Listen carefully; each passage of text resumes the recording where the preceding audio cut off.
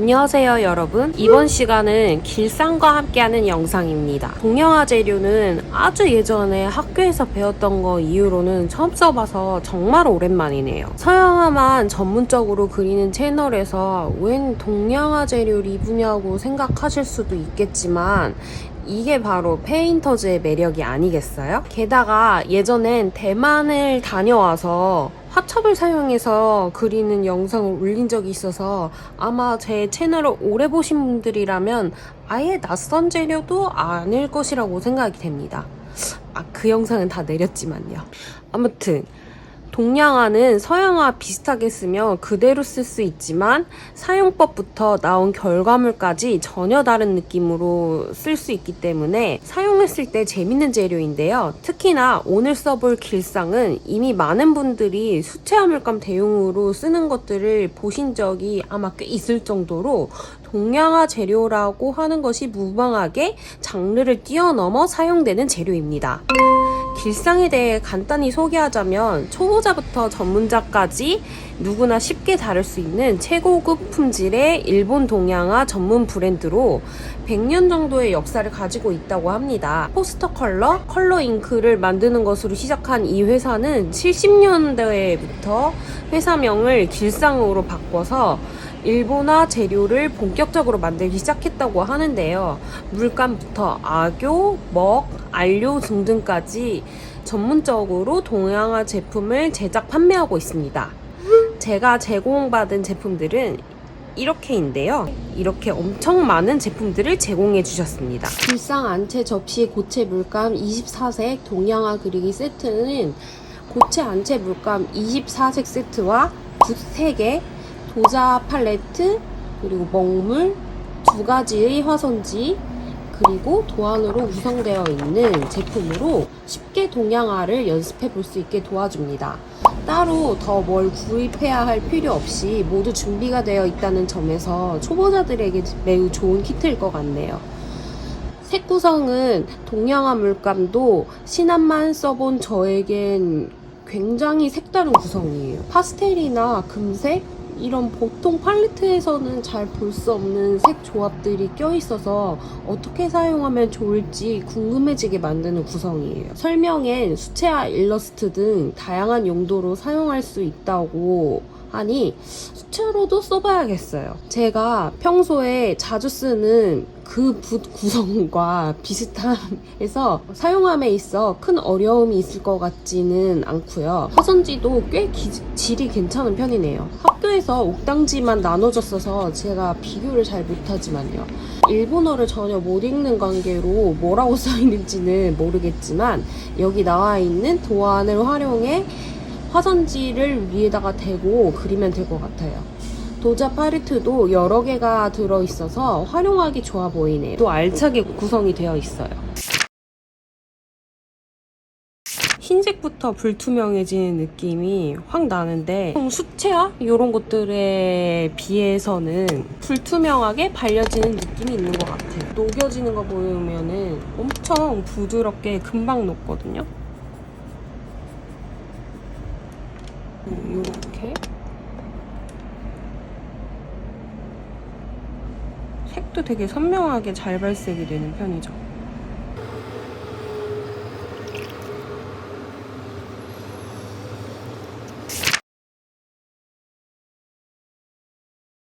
발색이 이런데요.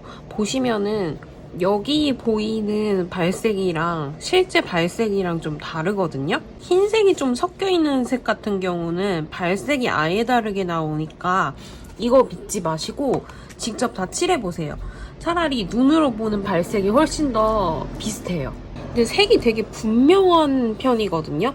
막 매트하고 그런 느낌이 흰색이 섞인 것들은 좀 있기는 한데 뭔가 투명하고 되게 두껍게 올라간다는 느낌? 좀 신기한 색들이 섞여 있지만 그래도 재밌는 색군이 많은 것 같아요. 근데 있을만한 색들은 다 있어요. 그래서 쓰시는데 큰 불편은 없을 것 같아요. 그리고 길상 채미거먹 안채 접시 고체 물감 20색 세트는 55,000원으로 하방넷에서 판매되고 있고 채미, 먹, 안채 물감이라는 말에 걸맞게 먹물 등으로 유명한 고면의 홍화목과 길상의 안료를 더해서 만든 물감 세트입니다. 아교를 사용해서 안료의 투명감을 그대로 연출하며 깊은 색재감이 특징이라고 적혀져 있는데요. 먹이 섞여 있어서 그런지 흑연을 섞은 그런 물감들처럼 이것도 비슷한 콜라보 같았어요. 먹이 섞이다 보니 강제로 채도가 떨어지고 차분해진 팔레트는 매우 유니크한 색들이 가득한데요.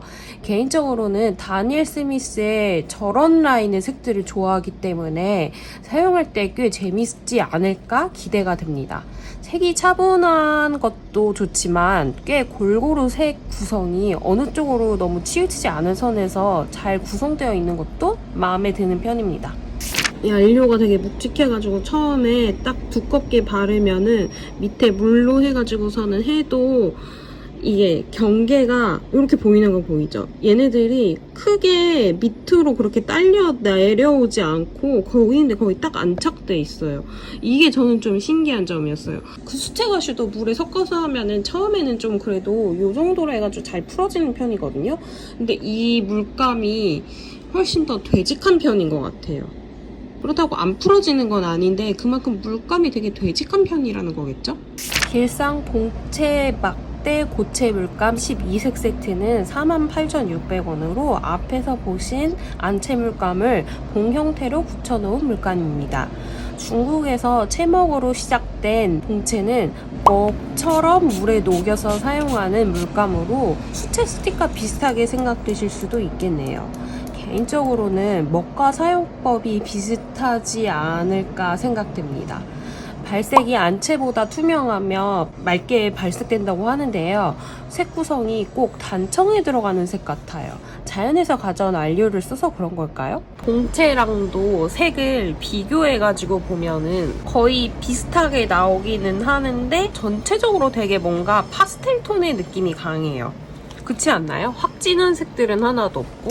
이 두방지 서합판 낱장은 화지를 판에 붙여서 그리기 쉽게 만들어 놓은 겁니다. 쉽게 말해서 캔버스나 판넬에 종이를 배접한 것과 비슷한데요. 종이가 잘 고정되어 있으니 그리는 도중에나 아니면 완성되고 나서 훼손될 걱정을 하지 않아도 되겠어요. 내구성도 좋아 초보자도 쉽게 쓸 수 있게 만들었다고 하는데요. 동양화뿐만 아니라 다양한 재를 써도 된다고 하니까 참고해주세요. 사이즈도 엄청 다양한데 700원부터 시작해가지고서는 가장 큰 사이즈를 사도 10,000원이 되지 않으니 가격적인 부담도 없는 편인 것 같네요. 이제 마지막으로 소개해드릴 이 원형 도자기 팔레트는 오염이나 착색이 적은 세라믹으로 만들어졌다고 합니다. 유약 처리가 되어 있어 사용감이 부드럽고 다양한 재료를 사용할 수 있다고 하는데 이런 하얀 팔레트들이 색이 분명하게 보여서 투명보단 개인적으로는 훨씬 색을 확인하기 좋더라고요. 개당 2,800원 정도 하지만 현재 화방넷에서는 품절인 제품입니다. 이게 일자가 아니라 살짝 이렇게 해가지고서는 중간이 좀 올라와 있는 편이거든요. 그래서 이게 갈기 되게 편하네요. 벼루도 갈기 편하라고 이렇게 해가지고 굴곡이 있잖아요. 오늘은 그 중에서도 이 그리기 세트를 활용해서 그림을 그려보고 리뷰를 해볼 예정이에요. 상황에 따라서 다른 재료도 같이 사용할 수 있으니까 그거는 참고만 해주시고 일단 요거를 메인으로 해서 그려보도록 할게요. 여기에서는 저 도안을 따라서 그려보라고 하셨지만 저는 또 그대로 그려보면 재미가 없잖아요. 밑에다가 요걸 대고 그려가지고서는 한번 채색을 해보는 것까지 한번 보여드리도록 할게요. 전 여기다가 바로 그려볼 거거든요. 아마 이게 연습용지인 것 같아요. 연습용지가 훨씬 얇지 않겠어요? 이것보다는 이게 훨씬 더 두께감이 있는 느낌이거든요. 여기다가 저는 요거를 이렇게 대가지고서는 스케치를 하도록 하겠습니다.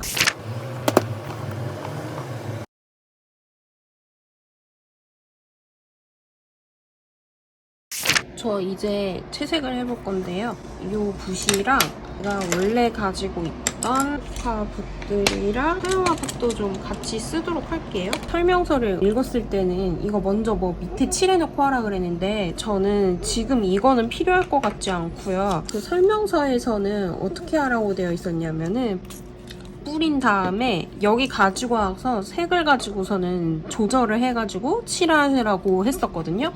그리고 색이 과할 때는 슈나 이런 거에다가 좀 색을 빼가지고서는 조절해서 한다면 된다고 했어요.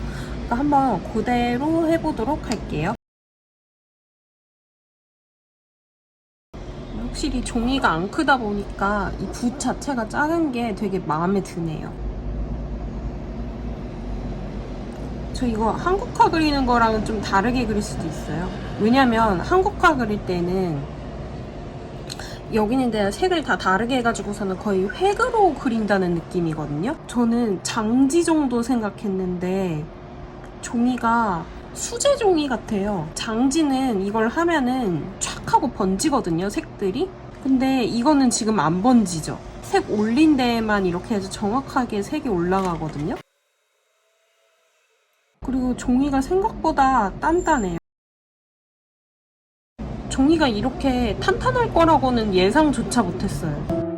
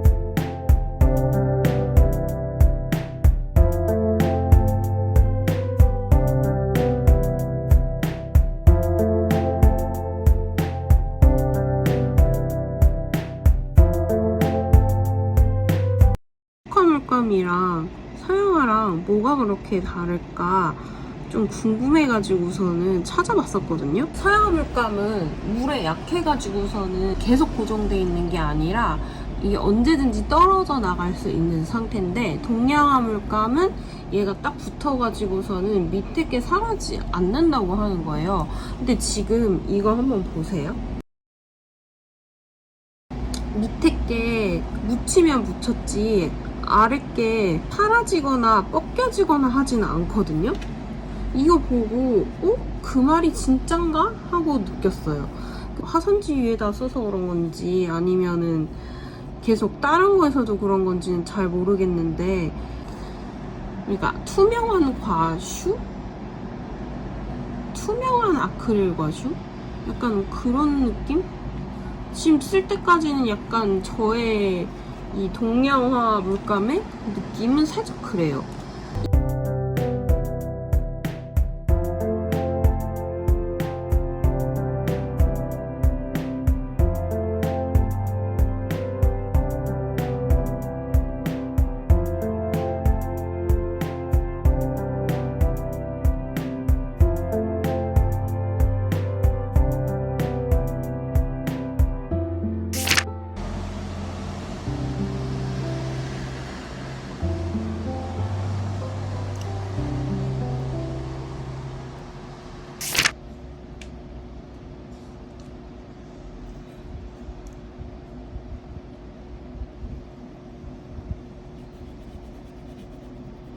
이거 되게 먹먹하게 먹네. 이거 그려지는 느낌이 전혀 달라요.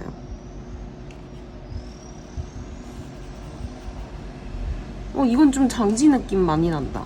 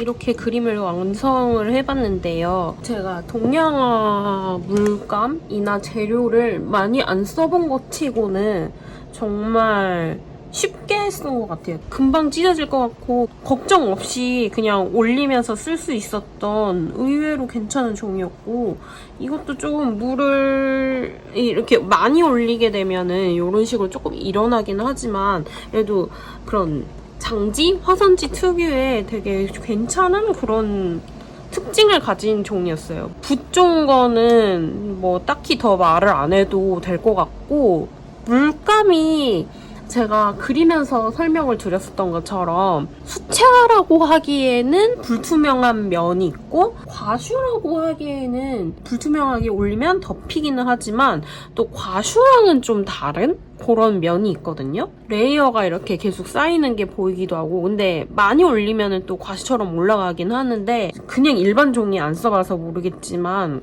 과슈처럼 막 물에 반응해가지고 딱 끼고 그런 느낌은 아닌 것 같아요. 이게 흡수를 해서 그런 걸 수도 있긴 하지만 좀 다른 느낌의 재밌는 재료였어요. 물감 자체가 되게 큼직큼직해가지고서는 막 쓰기에도 좋고 조색도 잘 되고, 그리고 채도가 생각보다 확 떨어지지 않아가지고서는 재밌게 쓸 수 있었던, 그림을 제가 그리는 걸 보고 이 동양화의 매력이 빠지시는 이런 또 신선한 시간이었으면은 좋겠을 거라고 생각을 하고 이런 식으로 마무리를 해보도록 하겠습니다.